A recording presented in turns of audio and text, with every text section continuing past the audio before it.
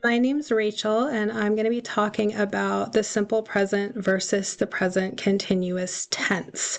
I am using a screen recorder right now, but I did decide to build this in PowerPoint just because that's most familiar for me, and also because I wanted to have fun things like our cute little scarecrow friends and all that kind of stuff. So hopefully that works. Here we go.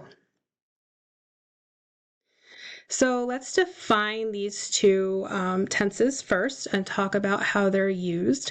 The simple present is used to describe things that are generally true. So facts and general truths, routines, habits, things that you do regularly. They can include time expressions like usually, sometimes, or often, and you form this tense by conjugating the main verb. So I gave you some examples here. Water boils at 100 degrees. That's a fact. I usually eat breakfast at 7 o'clock is a routine or a habit, and the girls play basketball every weekend. So you can see that we have the main verb is what is changed here, the form to agree with whatever the subject is. The present simple is also used with stative verbs, and I didn't really go into that just for the sake of time and not going down a rabbit hole here, but those are verbs that express a state or condition that the subject is experiencing as opposed to an action that you're performing. So things like believe, agree, prefer, and know. And when we look at the present continuous, you'll be able to see kind of how that's different and how it's true that these use the simple present. And I am going to do a list of links for you and attach it as well. And more information on stative verbs is at this link here. So in contrast, we have the present continuous, which describes actions that are happening right now in the moment. So these can include time expressions like right now, today, at the moment. Sometimes those things are implied, but when you're starting to teach these with students, it can be helpful to actually include them in the sentences. So you can see that these sentences I have as examples are fairly comparable to the last ones, just the tense is different. And we form the tense by conjugating to be to agree with the subject, and then adding ing to the main verb to form that present participle. So the water is boiling, parentheses right now, right, is sort of the implication there. I am eating breakfast right now. The girls are playing basketball today. So these are things that describe something that's happening right now in the moment. The present continuous is also used to describe something that's ongoing or in progress, but happens over a more extended period. So for example, we are studying linguistics this semester. They are renting an apartment this year. One thing that I didn't include kind of on purpose, just because there's a lot of information about this topic, is that you can also use this to talk about the future and the verb remains in the present tense. So you can say, for example, I am flying to Mexico next week, and that am flying is that present continuous form, but obviously you're talking about a future event.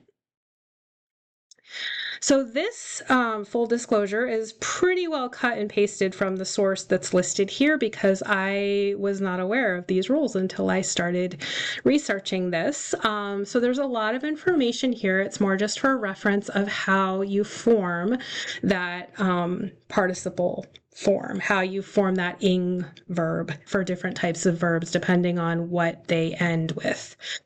So I'm not going to go through them all, but these are the rules for making that form correctly. And then I wanted to include some activities. So the most popular, most common activity that I was encountering online as being recommended for this was charades, which I thought was really fun. So I put up some examples up here for things that you could use as cards to play charades with your students. I put them in the second person since it's describing what that student is doing. And so you can see there's some examples here, and obviously we could come up with many, many more of those. I teach adults, and adults can be kind of scared of charades. So another activity that I liked was describing a picture. There are many, many, many pictures like this online with varying degrees of complexity and silliness and, things like that. I chose this one just because it's Halloween and I thought it was fun. If your students don't have a problem with Halloween, then that could be a fun way to introduce some of that vocabulary and practice this a little bit. So what students would do here would be to describe what's happening in the picture, right? So the children are looking in the window. The witch is sitting in the chair. Things like that, using that tense. Okay. And then these are just fun. I just put them in here. I'm going to put the links in a document for everybody just because I thought they were fun. So I can link also some more arguably like intellectual fill in the blanks and things that I found, but these interactive ones are so fun. I didn't realize that I needed to play whack-a-mole with present continuous verbs until I did this, and then I just got a kick out of it. So these are just fun if you need a little filler or a transition activity or centers or something like that. And then where do we go from here? So there was a lot of potential to go down a lot of rabbit holes with this.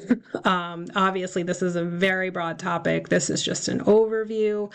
But things that I didn't touch on that would come next would be forming negatives. So all the examples that I gave are positive statements. Obviously, we need negative statements as well.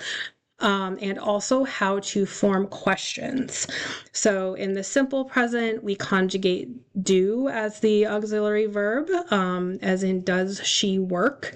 And then in the present continuous, we stick with to be for is she working? And the implication is she working right now, right? Versus this one, which is does she work in general? Does she have a job?